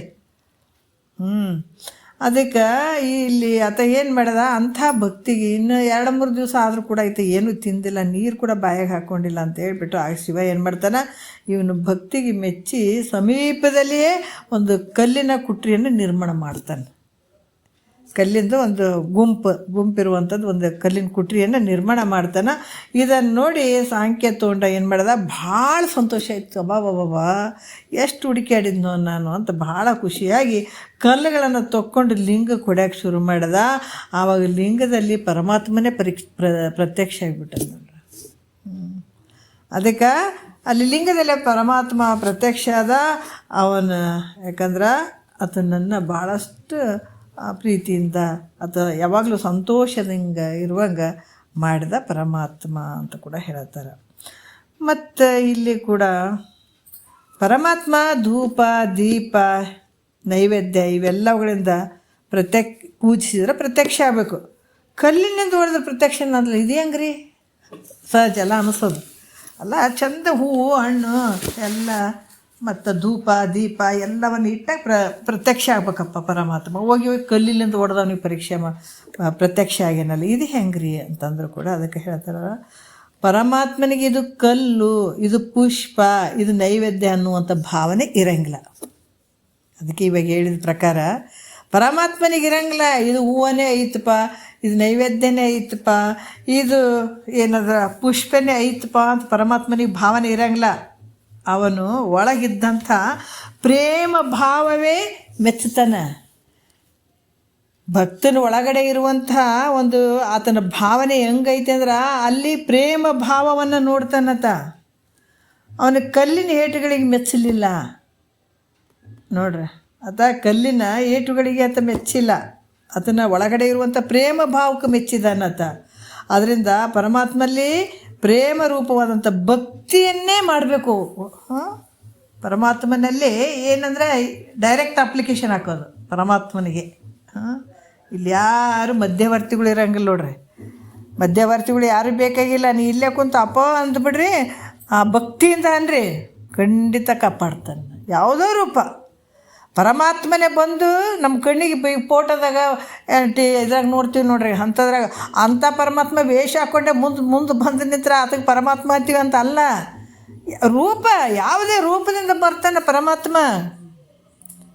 ನಿನ್ನ ಕಷ್ಟದ ಕಾಲಕ್ಕೆ ಯಾವುದೋ ರೂಪ, ಯಾವುದೋ ಒಂದು ಹೊರಗಿನ ಒಬ್ಬ ಮನುಷ್ಯನಾಗಿ ಬರ್ಬೋದು, ಮನೆಯಾಗ ತಾಯಿ ರೂಪ ಆಗ್ಬೋದು, ತಂದೆ ರೂಪ ಆಗಿರ್ಬೋದು, ಅಕ್ಕ ತಂಗಿಯ ರೂಪ ಆಗಿರ್ಬೋದು, ನಿನ್ನ ಗುರು ರೂಪ ಆಗಿ ಬರ್ಬೋದು ಪರಮಾತ್ಮ. ಅದು ತಿಳುತ್ತಾನಲ್ಲ, ನಾಮರೂಪ ಬೇರೆ ಅದ. ಅದು ನೀನು ಭಕ್ತಿ ಮಾಡಿದ ಭಗವಂತನೇ ಈ ರೂಪವಾಗಿ ಬಂದು ನನಗೆ ತಿಳಿಸ್ತಾ ಇದ್ದಾನಂತ ತಿಳ್ಕೊಳ್ಬೇಕು, ನನಗೆ ಸಹಾಯ ಮಾಡ್ತಾ ಇದ್ದಾನಂತ ತಿಳ್ಕೊಳ್ಬೇಕು. ಮತ್ತು ಪರಮಾತ್ಮ ಅಂದ್ರೆ ನಮ್ಮ ಕಣ್ಣಾಗ ಏನು ತ್ರಿಶೂಲ್ ಹಿಡ್ಕೊಂಡಿರ್ತಾನೆ, ಕೊರಳಾಗ ಹಾವು ಹಾಕ್ಕೊಂಡಿರ್ತಾನೆ, ಹಿಂಗೆಲ್ಲ ಬರ್ಕೊಂಡಿರ್ತಾನೆ. ಆತನೇ ಬಂದು ಮುಂದೆ ನಿಂತ್ರಾಗ ನಮ್ಮ ಸಾಕ್ಷಾತ್ಕಾರ ಅಂತ ಹಂಗಲ್ಲದು. ಯಾವುದೋ ರೂಪದಿಂದ ಬಂದು ನಿನಗೆ ರೆಸ್ಪಾನ್ಸ್ ಮಾಡ್ತಾನೆ, ಅಂದ್ರೆ ನಿನ್ನ ಸ್ಪಂದನೆ ಮಾಡ್ತಾನತ. ಅದಕ್ಕೆ ಇಲ್ಲಿ ಏನು ಹೇಳ್ತಾರೆ ಅವರು, ಆತ ನಿನ್ನ ಭಕ್ತಿ ಭಾವಕ್ಕೆ ಒಪ್ಪುತ್ತಾನತ, ನಿನ್ನ ಭಕ್ತಿ ಭಾವಕ್ಕೆ ಮೆಚ್ಚುತ್ತಾನತ. ಅದರಿಂದ ಪರಮಾತ್ಮನನ್ನು ಪ್ರೇಮ ರೂಪವಂತ ಭಕ್ತಿಯನ್ನೇ ಮಾಡಬೇಕು.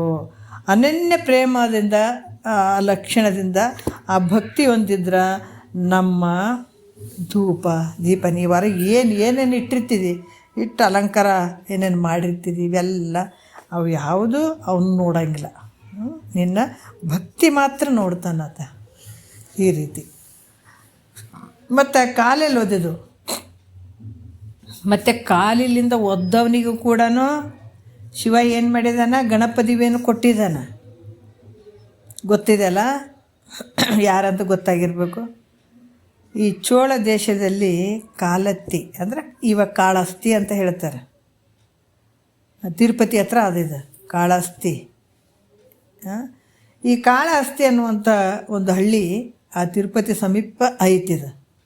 ಈ ಕಾಳಹಸ್ತಿ ಸಮೀಪ ಅರಣ್ಯದಲ್ಲಿ ಶಿವನು ಕೈಲಾಸದಿಂದ ಇಲ್ಲಿಗೆ ಬಂದು ನೆಲೆಸಿದ ಅಂತ ಕೆಲವು ಪುರಾಣಗಳಲ್ಲಿ ಹೇಳ್ತಾರೆ. ಶಿವನು ಕೈಲಾಸದಿಂದ ಬಂದು ಇಲ್ಲಿ ನೆಲೆಸಿದ ನಾನು ಅಂತ ಕೆಲವು ಪುರಾಣಗಳು ಹೇಳ್ತಾರೆ. ಅಲ್ಲಿ ಅರಣ್ಯದಲ್ಲಿ ಒಬ್ಬನೊಬ್ಬ ಬರ್ತಿದ್ದ, ಯಾರು, ಬೇಟೆ ಆಡೋಕ್ಕೆ ಬೇಟೆಗಾರ. ಆ ಬೇಟೆ ಆಡೋಕ್ಕೆ ಬೇಡ ಅನ್ನುವಂಥವನು ಬೇಟೆಯನ್ನು ಆಡ್ತಾ ಆತ ಮಾಂಸವನ್ನು ತಿಂತ ಅಲ್ಲಿ ವಾಸ ಮಾಡ್ತಾ ಇದ್ದ ಅರಣ್ಯದಲ್ಲಿ. ಆತ ಪರಮಾತ್ಮ ನೋಡ್ರಿ ಭಾಳಷ್ಟು ಪರಮಾತ್ಮನಲ್ಲಿ ಭಾಳಷ್ಟು ನಿಷ್ಠೆ ಉಳ್ಳಂಥವನಾಗಿದ್ದ, ಭಕ್ತಿ ಉಳ್ಳಂಥವನಾಗಿದ್ದ. ಈ ಪರಮಾತ್ಮನ ಒಮ್ಮೆ ನಿಷ್ಠೆಯನ್ನು ಪರೀಕ್ಷೆ ಮಾಡ್ಬೇಕಂತ ಹೇಳಿಬಿಟ್ಟು, ಯಾಕಂದ್ರೆ ಪರಮಾತ್ಮನ ಮೇಲೆ ಭಾಳ ಭಕ್ತಿ ಇತ್ತು ಅದಕ್ಕೆ ಅಂಥವ್ರಿಗೆ ಭಕ್ತಿವಂತರಿಗೆ ಪರೀಕ್ಷೆ ಮಾಡ್ತಾನೆ ಪರಮಾತ್ಮ. ಏನು ಮಾಡ್ತಾನೆ, ಮತ್ತು ಭಾಳ ಶ್ರೀಮಂತಿಕೆ ಬಂದದಂತಾರೆ ಕೆಲವು ಸಲ ಹೇಳತ್ತಾರೆ. ಏನಾದರೂ ಶ್ರೀಮಂತಿಕೆ ಕೊಟ್ಟು ದೂರ ತಳ್ತಾನೆ ಪರಮಾತ್ಮ. ಶ್ರೀಮಂತಿಕೆ ಬಂದದಂತ ನಾವು ಹಿಗ್ಗಬಾರ್ದು, ಯಾಕಂದ್ರೆ ಅದ್ರಾಗ ಒಂದು ಇರ್ತಾವ ವಿಚಾರಗಳು. ಬೇಕಂತ ಕೊಟ್ಟು ಆಟ ಆಡಲಿ ಮಗುವಿಗೆ ತಾಯಿ ಕೆಲಸ ಮಾಡಿ ಏನು ಭಾಳ ಕಿರಿಕಿರಿ ಮಾಡಾಕತ್ತದ ಅಂತೇಳಿ ಆಟ ಸಾಮಾನು ಕೊಡ್ತಾ ದೂರ ಆಗ್ತಾಳಲ್ಲ, ಅದ್ರಂಗೆ ಶ್ರೀಮಂತಿಕೆ ಅನ್ನೋದು ಕೊಟ್ಟಿಗೆ ಪರಮಾತ್ಮ ಭಾಳ ದೂರ ಆಗಿಬಿಡ್ತಾನೆ. ಅದಕ್ಕೆ ನಾವು ಅದು ಅರ್ಥ ಮಾಡ್ಕೊಡ್ಬೇಕಾಗ್ತದೆ. ಪರಮಾತ್ಮರಲ್ಲಿ ಯಾವ ಕಾಲಕ್ಕಾದರೂ ಕೂಡ ನಾವು ಶ್ರೀಮಂತರ ಆಗಿರಲಿ ಬಡವರ ಆಗಿರಲಿ ಏನಾದರೂ ಕೂಡ ಎಡೆ ಬಿಡದೆ ಭಗವಂತ ನೆನೆಯುವಂಥದ್ದು ಭಾಳ ಮುಖ್ಯ ಇರ್ತದೆ. ಕಷ್ಟ ಬಂದಾಗ ಮಾತ್ರ ಅಪ್ಪೋ ಶಿವನೇ ಅನ್ನೋದು, ಮತ್ತು ಕಷ್ಟ ಇರ್ಲಾರ್ದಾಗ ಗುಡಿಗೆ ಆಮೇಲೆ ಹೋದ್ರೆ ಬಿಡು, ಆ ಶಿವ ಏನೇ ಈ ದೇವ್ರೇನು, ಆ ಗುರು ಏನು ಈ ಗುರು ಏನು, ಇಂಥದಕ್ಕೆ ಒಲೆಯಂಗಿಲ್ಲ, ಯಾವತ್ತೂ ಒಲೆಯಂಗಿಲ್ಲ ಪರಮಾತ್ಮ. ಅದಕ್ಕೆ ಇಲ್ಲಿ ಪರಮಾತ್ಮ ಒಮ್ಮೆ ನಿಷ್ಠೆಯನ್ನು ಪರೀಕ್ಷೆ ಮಾಡ್ಬೇಕಂಥೇಳಿ ಒಂದು ಸುಂದರ ಚಿಗುರೆಯ ರೂಪವನ್ನು ಧಾರಣ ಮಾಡಿದ ಪರಮಾತ್ಮ. ಮಾಡಿ ಅದು ಮುಂದೆ ಓಡೋಕೆ ಶುರು ಆಯಿತು ನೋಡ್ರಿ. ಹಿಂದೈತ ಬೇಟೆಗಾರ ಬೇಡ ಆ ಚಿಗುರೆಯನ್ನು ನೋಡಿ ಹಿಂದೆ ಬೆನ್ನತ್ತಿ ಬಿಟ್ಟ. ಅದು ಓಡ್ತು ಕೈಗೆ ಸಿಗಲಿಲ್ಲ ರೀ. ಅದು ಅರಣ್ಯದಲ್ಲಿ ಈಶ್ವರನ ಗುಡಿಯನ್ನು ಹೊಕ್ಕು ಬಿಡ್ತದೆ. ಸೀದಾ ಬಂತು ಈಶ್ವರನ ಗುಡಿಯಲ್ಲೇ ಹೊಕ್ಕು ಬಿಡ್ತದೆ. ಅರಣ್ಯದಲ್ಲಿ ಈಶ್ವರನ ಗುಡಿ ಹೊಕ್ಕಾಗ ಆ ಬಾಗಿಲುಗಳೆಲ್ಲ ಮುಚ್ಚಿಬಿಟ್ವಂತೆ. ಅದು ಯಾವಾಗ ಆ ಈಶ್ವರನ ಗುಡಿ ಒಳಗೆ ಚಿಗುರೆ ಹೋಗಿಬಿಡ್ತು, ಬಾಗಿಲುಗಳೆಲ್ಲ ಮುಚ್ಚಿಬಿಟ್ಟು ಆ ಬೇಡನು ಬಂದು ಬಾಗಿಲವನ್ನು ತೆಗಿತಾನ. ಎಷ್ಟು ತೆಗಿಲಕ್ಕೆ ಪ್ರಯತ್ನ ಮಾಡ್ತಾನೆ, ಅದು ತೆರಿಲೇ ಇಲ್ಲ. ಆವಾಗ ಬ್ರಾಹ್ಮಣ ಹೊರಗೆ ನಿಂತು, ಎಲೆ ಪರಮಾತ್ಮನೇ, ನಿನ್ನಲ್ಲಿ ಬಂದು ಆ ಚಿಗುರೆ ಏನು ಮಾಡ್ಯದು ಗೊತ್ತಾನ? ಪರಮಾತ್ಮ ಹೇಳ್ತಾ, ಪರಮಾತ್ಮನೇ, ನಿನ್ನೊಳಗೆ ನನ್ನ ಚಿಗುರಿ ಬಂದದಪ್ಪ ಒಳಗೆ. ಅದು ನಿನ್ನಲ್ಲಿ ಬಂದು ಮಾಯವಾಗಿದ್ದಂಥ ಚಿಗುರೆಯನ್ನು ಹೊರಗೆ ಹಾಕಿ ಮೊದಲು ಅಂತಂದತ್ತ. ಒಳಗೆ ಚಿಗುರೆ ಏನಾದಲ್ಲ ಅದನ್ನು ಮೊದಲು ಹೊರಗೆ ಹಾಕಿದ್ದೆ ಆದ್ರೆ ನಾನು ನಿನಗೆ ಅನನ್ಯ ರೀತಿಯಿಂದ ನಿನಗೆ ಸೇವೆ ಮಾಡ್ತೀನಿ. ಅದಕ್ಕೆ ನನ್ನ ಬೇಟೆ ಐತಪ್ಪ, ಅದು ನನಗೆ ಒಳಗೆ ಹೋಗಿ ನಿನ್ನಲ್ಲಿ ಮಾಯ ಆಗಿಬಿಟ್ಟದು, ಅದನ್ನು ಹೊರಗೆ ಹಾಕಿಬಿಡು ನೀ ಜಲ್ದಿ ಅಂತಂದ. ಆಮೇಲೆ ಮತ್ತೇನು ಹೇಳದತ್ತ, ಮತ್ತು ನಿನಗೊಂದು ಮಾತು ಹೇಳ್ತೀನಪ್ಪ ಪರಮಾತ್ಮನೇ, ಚಿಗುರೆಯನ್ನು ಅದನ್ನು ಹೊರಗೆ ಹಾಕು, ಆ ಚಿಗುರೆ ಮಾಂಸವನ್ನು ನಿನಗೆ ಅರ್ಧ ಕೊಡ್ತೀನಿ. ನಾನು ಒಬ್ಬನೇ ತಿನ್ನಂಗಿಲ್ಲ. ಆ ಚಿಗುರೆ ಮಾಂಸವನ್ನು ನಿನಗೆ ಅರ್ಧ ಕೊಡ್ತೀನಿ ನಾನು. ಅದಕ್ಕೆ ನೀನು ನನಗೆ ಅದನ್ನು ದಯಮಾಡಿ ಹೊರಗೆ ಹಾಕಪ್ಪ ಅದನ್ನು ಅಂತ ಕೇಳಿದೆ. ಅದಕ್ಕೆ ಚಿಗುರೆ ಮಾಂಸವನ್ನು ಹೊರಗೆ ಹಾಕಿದ್ದೆ ಆದರೆ ನಾನು ನಿನಗೆ ಸೇವೆಯನ್ನು ಮಾಡ್ತೀನಿ, ಚಿಗುರೆ ಮಾಂಸವನ್ನು ಕೊಡ್ತೀನಿ ಅಂತ ಅಂದ. ಆಗ ಚಿಗುರೆಯನ್ನು ಹೊರಗೆ ಹಾಕಿದತ್ತ. ಆವಾಗ ಅಂದ ತಕ್ಷಣ ಚಿಗರಿಯನ್ನು ಹೊರಗೆ ಹಾಕಿದ. ಬೇಡನ್ನು ಅದನ್ನು ಹೊಡೆದು ಅರ್ಧ ಮಾಂಸವನ್ನು ಅದನ್ನು ಬೇಯಿಸಿದ, ಕುದಿಸಿ ಒಂದು ಎಲೆಯ ಮೇಲೆ, ಆಲದ ಮರದ ಒಂದು ಎಲೆ ಇತ್ತು, ಆ ಎಲೆಯ ಮೇಲೆ ಒಂದಿಷ್ಟು ತಗೊಂಡೋಗಿ ಲಿಂಗದ ಮುಂದೆ ಸ್ವೀಕರಿಸಪ್ಪ ಅಂತ ಮುಂದಿಟ್ಟ. ಅದ್ರ ಮುಂದೆ ಲಿಂಗಕ್ಕೆ ನಿಂತು ಕೇಸಿ ಕೈ ಮುಕ್ಕೊಂಡು ನಿಂತುಬಿಟ್ಟ. ನಿಜವಾಗಿ ತಿಳ್ಕೊಂಡ್ಬಿಟ್ಟಿದ್ದೆ ಆತ. ಇದನ್ನು ನೀನು ಸ್ವೀಕಾರ ಮಾಡಪ್ಪ ಅಂತ ಆತ ತಿಳ್ಕೊಂಬಿಟ್ಟಿದ್ದ. ಆವಾಗ ಏನಾಯಿತು, ಅದೇನಾಯ್ತು, ನಿಂತುಬಿಟ್ಟ. ಪರಮಾತ್ಮ ಬೇಡನ ಕಣ್ಣಿಗೆ ಮಾಂಸವನ್ನು ತಿನ್ನಕತ್ತೇನ ನಂಗೆ ಕಾಣಕತ್ತಿತ್ತು, ಅದಕ್ಕೆ ತೋರಕತ್ತಿತ್ತು. ಇದನ್ನು ನೋಡಿ ಆತಗ ಏನು ಕಣ್ಣಪ್ಪನು ಭಾಳ ಖುಷಿ ಅದ. ಯಾಕಂದ್ರೆ ತಿನ್ನಕತ್ತೇನಂತ ಕಾಣಕತ್ತಿದ ಆತಗೆ, ಆತನ ಕಣ್ಣಿಗೆ ನೋಡ್ರಿ. ಇದು ಅನನ್ಯ ಪ್ರೇಮವನ್ನು ಕಂಡು ಅಯ್ಯ ಹೇಳ್ತಾನೆ ಕಣ್ಣನ್ನೇ, ನಾನು ಈ ಅಡವಿಯಲ್ಲಿ ಇದ್ದು ಅನ್ನವನ್ನು ಕಾಣದು ಭಾಳ ದಿವಸ ಆಗಿತ್ತು ಅಂತ ಹೇಳ್ತಾನೆ ಪರಮಾತ್ಮ.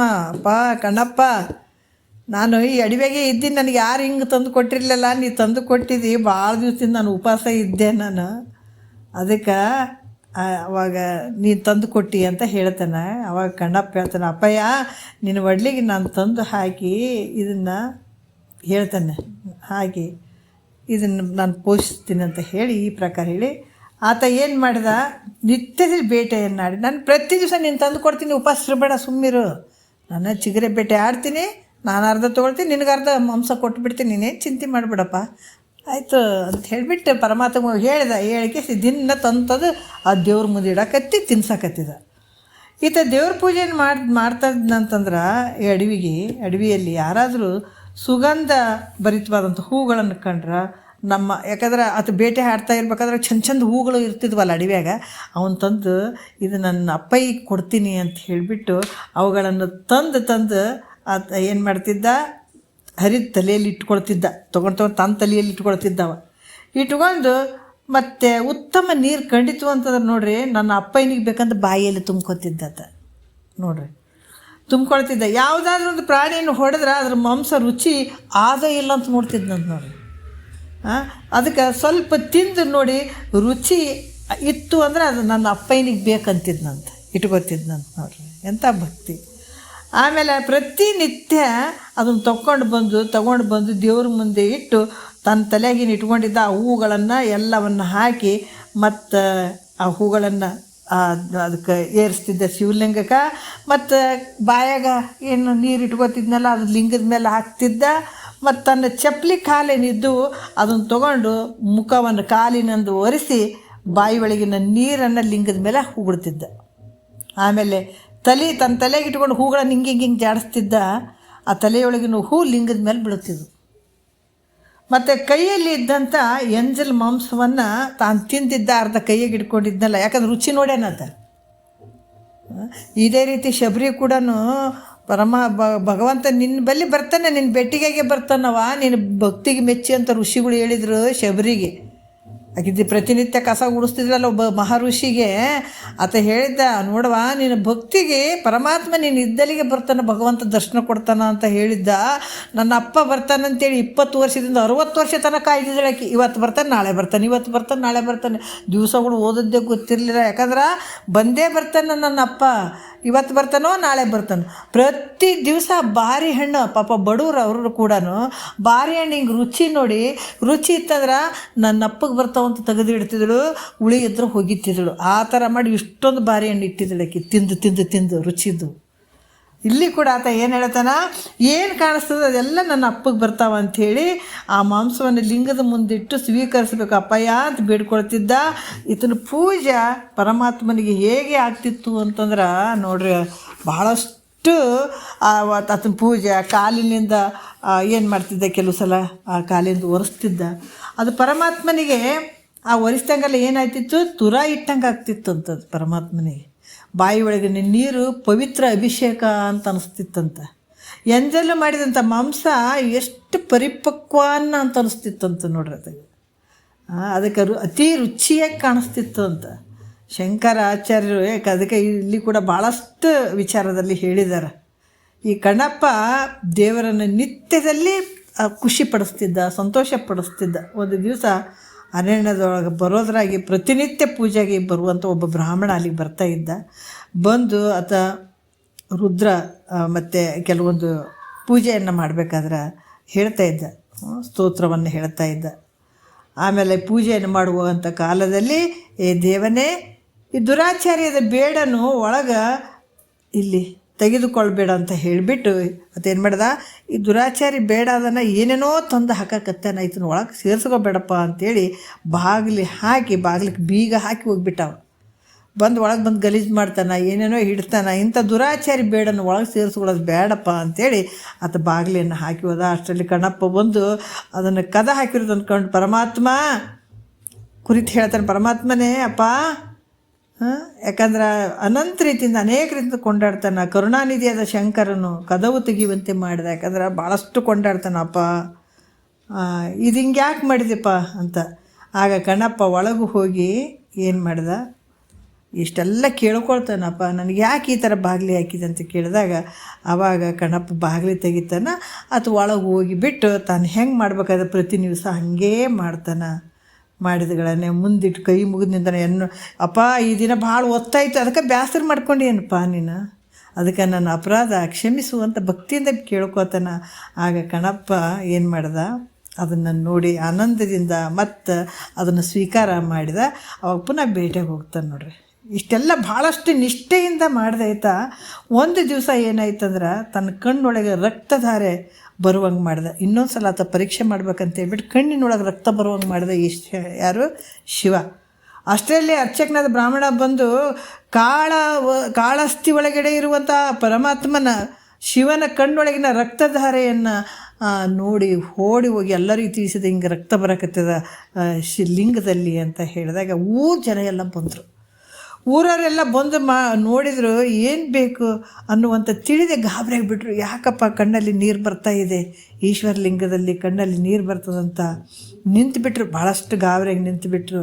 ಕಣ್ಣಪ್ಪ ಬಂದ ಕಾಳಹಸ್ತಿನಾಥನ ಕಾಳಹಸ್ತಿ ಆ ಈಶ್ವರನ ಹೆಸರು. ಕಾಳಹಸ್ತಿನಾಥನ ಕಣ್ಣೊಳಗಿಂದ ರಕ್ತಧಾರೆ ಸುರಿಯುವುದನ್ನು ಕಂಡು ಭಾಳ ದುಃಖ ಆಗಿಬಿಡ್ತು ಕಣ್ಣಪ್ಪಗೆ. ದುಃಖ ಆಗಿಬಿಟ್ಟು ಸ್ವಲ್ಪ ಕೂಡ ವಿಚಾರ ಮಾಡಿದೆ, ಅಯ್ಯ ಅಪ್ಪ, ನಿನ್ನ ಕಣ್ಣಾಗ ನಿನಗಾದ ಬಾಧೆಯನ್ನು ನಾನು ಇದನ್ನು ನಿವೃತ್ತಿ ಮಾಡ್ತೀನಿ. ನನಗೆ ಅಲ್ಲಿವರೆಗೂ ನನಗೆ ಸಮಾಧಾನ ಆಗಲ್ಲ. ಯಾಕಂದ್ರೆ ನನ್ನ ದೇಹ ಏತಕ್ಕೆ ಬೇಕು, ನಿನಗೆ ತೊಂದರೆ ಆಗ್ಯದ ಅಂತಂದ್ರೆ ನನ್ನ ದೇಹ ಇಟ್ಕೊಂಡು ನಾನೇನು ಮಾಡಲಿ, ನನಗೆ ಬೇಕಾಗಿಲ್ಲಪ್ಪ. ನಿನ್ನ ಕಣ್ಣಾಗ ನೀರು ಬರ್ತಂದ್ರೆ ನಿನಗೆ ಏನು ತ್ರಾಸಾಗ್ಯದೋ ಗೊತ್ತಿಲ್ಲ ನನಗೆ, ನಿನ್ನ ಇಂಥ ಕಷ್ಟವನ್ನು ನಾನು ನೋಡೋಕ್ಕಾಗಂಗಿಲ್ಲ ಅಂತ ಹೇಳ್ಬಿಟ್ಟು ತನ್ನ ಎಡದ ಗಣ್ಣನ್ನು ಚಾಕುವಿನಿಂದ ಕಿತ್ತಿ, ನೋಡ್ರಿ, ಆ ಕಾಳಹಸ್ತಿನಾಥನ ಎಡಗಣ್ಣಿಗೆ ಹಚ್ಚಿಬಿಟ್ಟನು. ನೋಡ್ರಿ, ಅದು ತನ್ನ ಕಣ್ಣನ್ನು ತೆಗೆದು ರಕ್ತ ಭಾಳ ಆತಗ ಏನು ಅರಿಲಿಕ್ಕೆ ಶುರುವಾಯಿತು. ಇಲ್ಲಿ ಶಿವನ ಕಣ್ಣಿನಲ್ಲಿ ಬರುವಂಥ ರಕ್ತದ ಹನಿ ಕಡಿಮೆ ಆಯ್ತು. ಕಣ್ಣು ಯಾವಾಗ ಇಟ್ಟ ಅವ ರಕ್ತ ಹರಿಯೋದು ನಿಂತು ಬಿಡ್ತು. ಪುನಃ ಬಲಗಣ್ಣಿನಲ್ಲಿ ಬರ್ಲಕ್ಕತ್ತು ರಕ್ತ.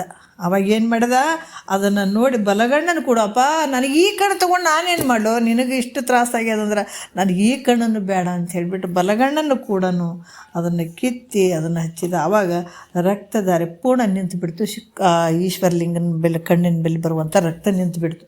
ಆಗ ಶಿವನಲ್ಲಿ ಎಲ್ಲ ಅಲ್ಲಿ ನಿಂತಿದ್ರಲ್ಲ ಎಲ್ಲ ಜನಗಳ ಕುರಿತು ಆಕಾಶವಾಣಿ, ಅಯ್ಯ ಜನಗಳೇ ಹೇಳ್ತಾ, ಆಕಾಶವಾಣಿ ಭಗವಂತನ ವಾಣಿಯಲ್ಲಿ ನುಡಿಯಕತ್ತದೆ. ಏನು, ನಾನು ಬರೀ ಪೂಜೆಗೂ ಬರೀ ರುದ್ರ ಒಂದು ಸೂಕ್ತಕ್ಕೂ ಬರೀ ಗಂಟೆ ಧೂಪ ದೀಪ ನೈವೇದ್ಯಗಳಿಗೆ ನಮ್ಮ ಮೆಚ್ಚುವವನಲ್ಲ. ಒಂದು ಆಕಾಶವಾಣಿ ಹೇಳ್ತಲ್ಲಿ ಬರೀ ನೀವು ಆಡಂಬರವಾಗಿ ಒಂದು ಹೂವು ಪೂಜೆ ಏನು ಇದು ಮಾಡಿ ನೈವೇದ್ಯ ತಂದಿಡ್ತೀರಿ, ಧೂಪ ದೀಪ ಇವು ಯಾವಕ್ಕೂ ನಾನು ಮೆಚ್ಚವನಲ್ಲಪ್ಪ. ಈಗ ನನ್ನ ಕಣ್ಣಪ್ಪ ಹೆಂಗದನ ನಿಂತನ, ಈತ ನಿಕಟವಾದಂಥ ಒಂದು ನಿಷ್ಠೆ, ಭಕ್ತಿ, ಶ್ರದ್ಧೆ, ಎಂಥ ಭಕ್ತಿ, ಇಂಥ ಒಂದು ನಿಷ್ಠೆಗೆ ನಾನು ಮೆಚ್ಚುತ್ತೀನಿ ಅಂತ ಹೇಳಿ ಕಣ್ಣಪ್ಪನನ್ನ ಕುರಿತು ಶಿವನು ಹೇಳ್ತಾರೆ, ಕಣ್ಣಯ್ಯ ನನ್ನಯ್ಯ ಅಂತ ಭಾಳ ಪ್ರೀತಿಯಿಂದ ನುಡಿಯಕತ್ತಿದ. ನನ್ನಪ್ಪ ಅಂತ ಕೊಂಡಾಡಿ, ಏ ಕಣ್ಣಪ್ಪನೇ ನಿನಗೇನು ಬೇಕು ಕೇಳೋ ಕೊಡ್ತೀನಿ ಅಂತ.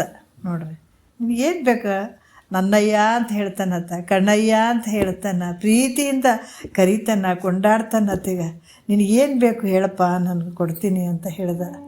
ಆಗ ಕಣ್ಣಪ್ಪ, ಅಪ್ಪಯ್ಯ ನಿನ್ನನ್ನು ಪೂಜಿಸಿದ ದೇಹವನ್ನು ನಿನ್ನ ಸನ್ನಿಧಿಯಲ್ಲಿಟ್ಟು ಕಾಪಾಡು ಅಂತ ಕೇಳಿದ. ಅದನ್ನೇ ನೋಡ್ರಿ ಎಂಥ ಬಲಾಢ್ಯ ಶಿಷ್ಯ ಅನ್ಬೇಕತ್ತ. ಎಂಥ ಬಲಾಢ್ಯ ಶಿಷ್ಯ. ಅದಕ್ಕೆ ನೋಡ್ರಿ, ಈ ಶರೀರ ಮಾಂಸಪಿಂಡವಾದಂಥದ್ದು ಇದು ಭಾಳ ಶ್ರೇಷ್ಠ ಮಾಡ್ಕೊಳ್ಬೇಕಿದು. ಇದು ಭಾಳ ಶ್ರೇಷ್ಠ. ಇದು ಈ ಶರೀರ ಹೆಂಗೆ ಮಾಡ್ಕೊಳ್ಬೇಕಂದ್ರೆ ಈ ಸ್ವಲ್ಪ ಈ ಶರೀರ ಅಷ್ಟು ಶಕ್ತಿ. ಅದಕ್ಕೆ ಮಹಾತ್ಮರ ಶರೀರ ಭಾಳ ಶ್ರೇಷ್ಠತೆಯಿಂದ ಇರ್ತದೆ ಅದು. ಅದಕ್ಕೆ ಅವ್ರ ಗದ್ದಿಗೆಗಳು, ಅವ್ರದ್ದು ಏನು ಎಲ್ಲ ಅವ್ರದ್ದೊಂದು ಜಾಗ, ಸುಕ್ಷೇತ್ರ ಏನಿರ್ತದೆ ಅವ್ರ ಜಾಗಗಳು, ಅಲ್ಲೆಲ್ಲ ಪಾಸಿಟಿವ್ ಎನರ್ಜಿ ಇರ್ತದೆ. ಯಾಕಂದ್ರೆ ಅಂಥ ಶರೀರವನ್ನಾಗಿರ್ತದೆ ಅದು. ಭಗವಂತನೇ ಆ ಶರೀರದಲ್ಲಿ ಉಳ್ಕೊಂಡಿರ್ತಾನೆ. ಅಂಥ ಒಂದು ಶರೀರ ಅದು, ಪವಿತ್ರಮಯ ಶರೀರ ಅದು. ಅದಕ್ಕೆ ಆತ ಹೇಳ್ತಾನಪ್ಪ, ನಾನು ಏನು ಮಾಡಿ ನಿನ್ನನ್ನು ಪೂಜಿಸಿದಂಥ ಈ ದೇಹವನ್ನು ನಿನ್ನ ಸನ್ನಿಧಿಯಲ್ಲಿ ಇಟ್ಟು ಕಾಪಾಡು ಅಂತ ಹೇಳ್ತಾನತ್ತ. ಅದು ಇದು ಕೇಳಲಿಲ್ಲ, ಯಾವ ವಸ್ತುಗಳು ಕೇಳಲಿಲ್ಲ, ಭೋಗ ಭಾಗ್ಯದ ವಸ್ತುಗಳು ಕೇಳಲಿಲ್ಲತ್ತ. ನಿನ್ನನ್ನು ಪೂಜಿಸಿದಂಥ ಈ ದೇಹ ಅದು ನೋಡು ಎಷ್ಟು ಪವಿತ್ರ ಆಗಿದೆ ಇದು ನೋಡ್ರಿ. ಅದಕ್ಕೆ ಈ ದೇಹವನ್ನು ನಿನ್ನ ಸನ್ನಿಧಾನದಲ್ಲಿಟ್ಟು ನನ್ನನ್ನು ಕಾಪಾಡಂತ ಬೇಡ್ಕೊಂಡ. ಆಗ ಶಿವ ಕಣ್ಣಪ್ಪನಿಗೆ 2 ಕಣ್ಣು ಕೊಟ್ಟ. ಆತನ ಪುಷ್ಪಕ ವಿಮಾನದಿಂದ ರಜತಗಿರಿಗೆ ಕರ್ಕೊಂಡು ಹೋಗಿ ತನ್ನ ಸನ್ನಿಧಾನದಲ್ಲಿ ಇಟ್ಕೊಂಡು ಆತನ್ನು ಕಾಪಾಡಿದ ಅಂತನ್ನುವಂಥ ಭಾಳ ಒಂದು ವಿಚಾರವನ್ನು ಹೇಳ್ತಾರೆ. ಬರೀ ಭಕ್ತಿಯಿಂದ ಪ್ರಯೋಜನ ಅಲ್ಲ, ಅನನ್ಯ ಭಕ್ತಿ ಇರಬೇಕು ಭಗವಂತನಲ್ಲಿ ಅನ್ನುವಂಥ ವಿಚಾರವನ್ನು ಭಾಳಷ್ಟು. ಅದಕ್ಕೆ ಯಾವತ್ತೂ ಅದು ಹಂಗೆ ಹೋಗುವಂಥದ್ದಲ್ಲ, ಯಾವತ್ತೂ ನಿನಗೆ ಆ ಫಲ ಸಿಗ್ತದ ಅನ್ನುವಂಥ ವಿಚಾರವನ್ನು ಭಾಳಷ್ಟು ಹೇಳಿದ್ದಾರೆ. ಮತ್ತು ಮುಂದಿನ ವಿಚಾರ ನಾಳೆ ಮಾತಾಡೋಣ. 1-2 ಮತ್ತು ಗುರುಗಳ ಪಾದಕ್ಕೆ ಅರ್ಪಿಸಿ ಟೈಮ್ ಆಯಿತು.